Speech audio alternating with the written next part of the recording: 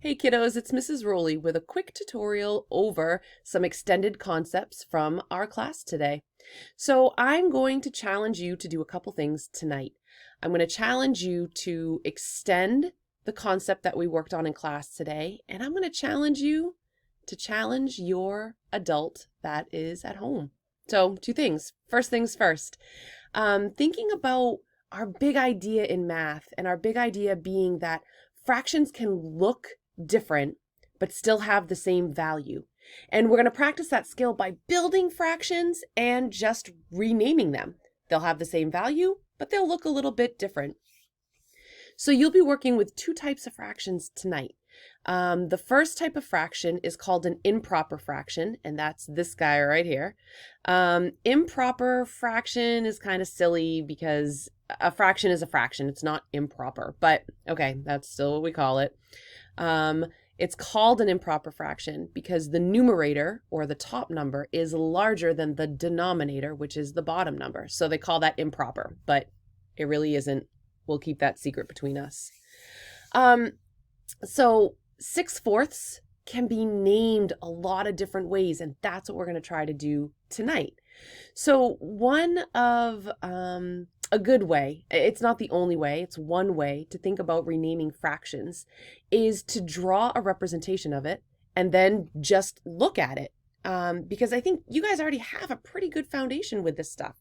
So let's look at 6/4. Let's build it and then let's rename it.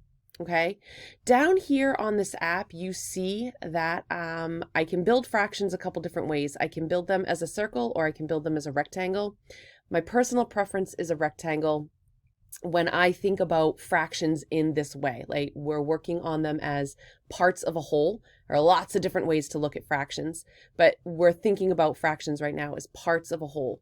And I prefer to use the rectangle, so that's what I'm going to use. When I hit this button, the first thing it asks me is, how many parts do I want? And that's a good question. Like, how do I know how many parts I want? What they're asking is, how many pieces do you want your whole broken into?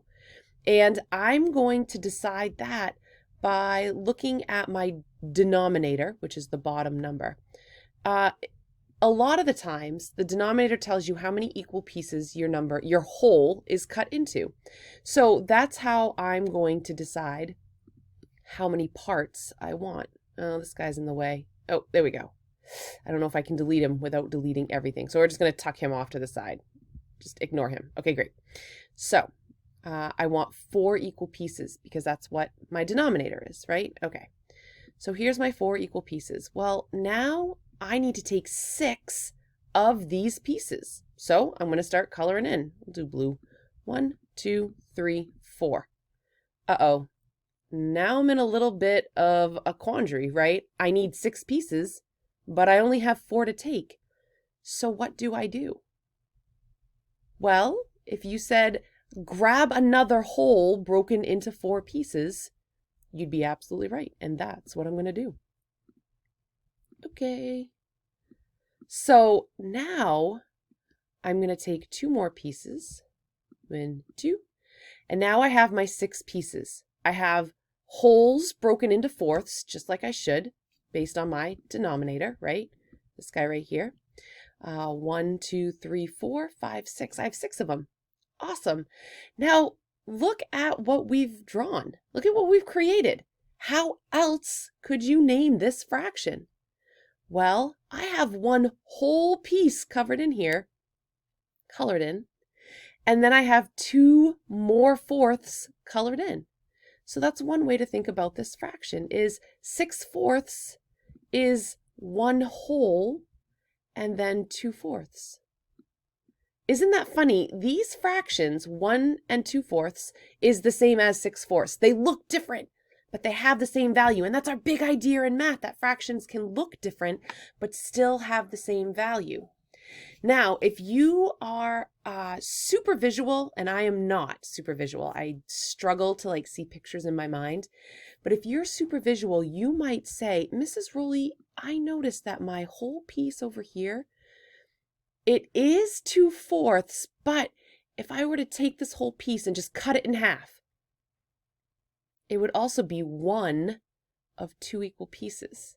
So you could rewrite your fraction again as we still have this 1 whole, but then we also have 1/2. Isn't that crazy? I mean, you have to view it that way. You have to be able to see it that way, and that's really hard. But some of you are going to be able to do that, no problem. And some of you are going to be like, no, you know what? I'm super concrete. I see 4 equal pieces. I'm gonna stick there, and that's okay too. Like, that's understandable. So now we've taken 6/4 and we've renamed it as 1 2/4, which is the same, or 1 1/2, which is also the same. We've renamed the fraction a couple times. All right, let's look at 1 3/4. Okay. Again, I'm going to build it so I can see it, because I gotta see these. I can't see these things in my mind. I gotta like see them with my eyeballs. Again, it's going to say, how many pieces do you want? And I have a whole number this time, so that's a little weird. But I'm going to let the denominator do some of the heavy lifting for me. I want it my whole in 4 equal pieces. So 4 equal pieces. Technology struggle. And I want 1 whole piece colored in, and then 3/4 of another piece. So I'm going to need 2 pieces. Oh, good night. There we go. All right. So I want 1 whole piece colored in. We'll do purple this time. I like purple. And then I need 3 out of 4 pieces. 1, 2, 3. Here we go. So how else could we name this? How could we name this? All right. Well, I'm thinking. I see that they're broken into 4 equal pieces, and I've taken 1, 2, 3, 4, 5, 6, 7. So I could rename this as 7/4. Beautiful. Do you see how 1 3/4 and 7/4 don't look the same, but they have the same value? Awesome.